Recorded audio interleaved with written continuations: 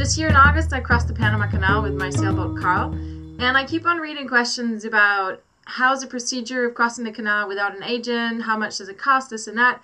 So I decided to do this little short video to give you a checklist on the things that you need to go through in my experience of how the transit went when I did it.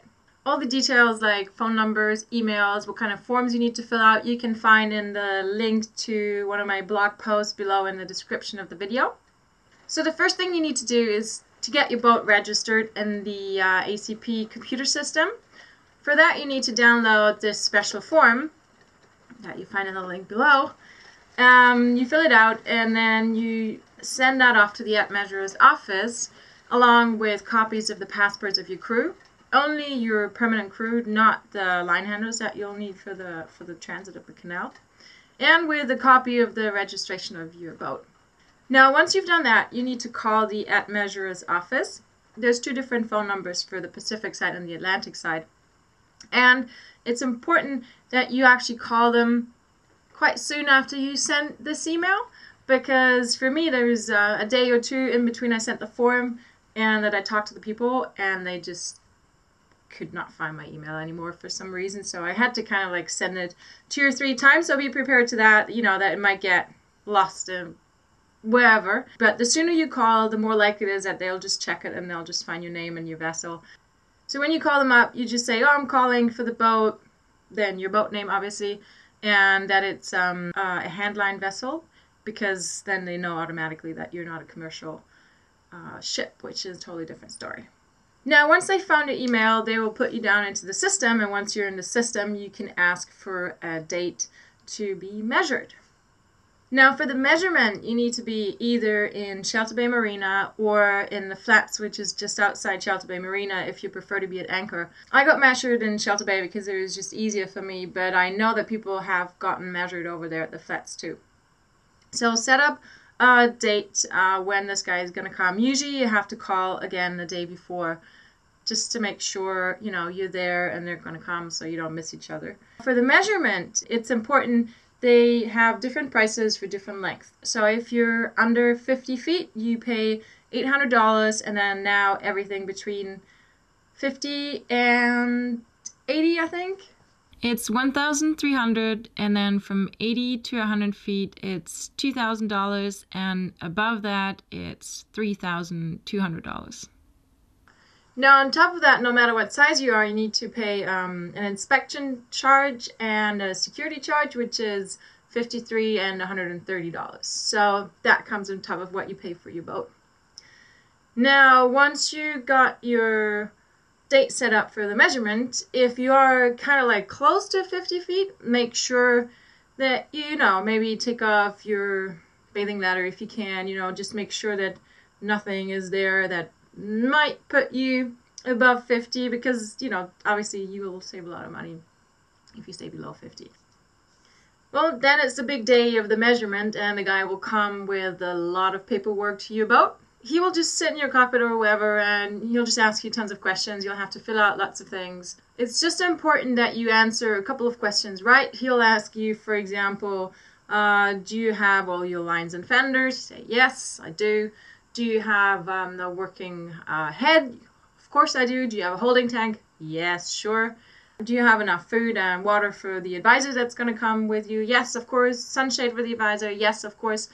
They ask you if you have a horn, one of those that are run with gas. So it's not enough to have an electrical one, because they want it to be like, in case of emergency, if nothing works, you have the horn, you can blow it.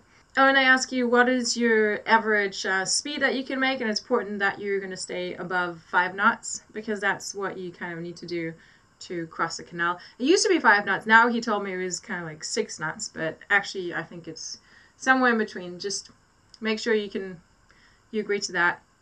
He'll ask you like, how much RPM do you do at 5 knots? How much RPM do you do like this and that? So, but it seemed that he's just putting that down, and it doesn't really matter that much what you say.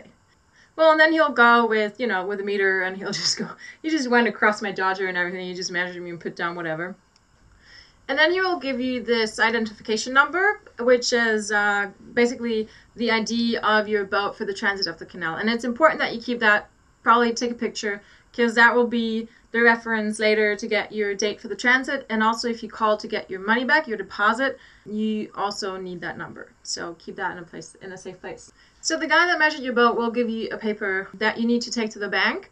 And then you need to deposit the money for the transit of the canal plus around $900 deposit in case something happens on the transit itself. So with all of that cash, you go to the Citibank, which is in Cologne. You best take a cab. And by the way, there's no ATM at the Citibank. Yes, it's a bank, but there's no ATM. So make sure you take out the money somewhere else, somewhere nice and safe. And grab a cab, go there, deposit the money. Now, once you deposited the money, the same day, everything after 6 p.m., you can call the scheduler office of the Panama Canal, and you give them your identification number, and you ask them for the date that you want to transit the canal. Now, if you're lucky, you're going to get the date that you requested, and if there's lots of boats, then it might take a little longer. By the way, you can get measured, and then you have another 60 days until you cross the canal. Like if you are well organized and you have the time, you know, you can go to Shelter Bay, get measured, then head to the Sunblast or wherever, have a great time, and then wait for your transit. Now after you've done the deposit and you called the scheduler office, you got your date when you want to transit the canal, now call someone to organize your 125 feet lines. You need 4 of those. And your fenders, they usually use like old car tires wrapped up in plastic bags. And you can hire those if you don't have them. If you have them, you can use your own. You can hire those from people like Roger or Ricky. They will bring them to your boat, and then they'll pick them up on the other side. This works in both ways, Atlantic to Pacific and Pacific to Atlantic. It's pretty straightforward. It will cost you $100. You will need 4 line handlers for your boat to cross the canal. This does not include you. You are the captain of the boat. You run the boat. You're just at the helm. And then you need 4 other people. Usually what people do is they run around Shelter Bay and they ask for people. There's often people that are willing to lend a hand. If you can't get anyone to do this for free or just for, you know, food or drinks or just pay the passage back, then there is people that offer the transit for money, and it's usually around $100 that they take for a day. This was part 1 of how to transit the Panama Canal without an agent. Now you're all set up to go. In part 2, I will talk you through the transit itself and how to get your deposit back after the crossing. If you found this video helpful, then please share it with your friends. I wish you great preparation for your trip.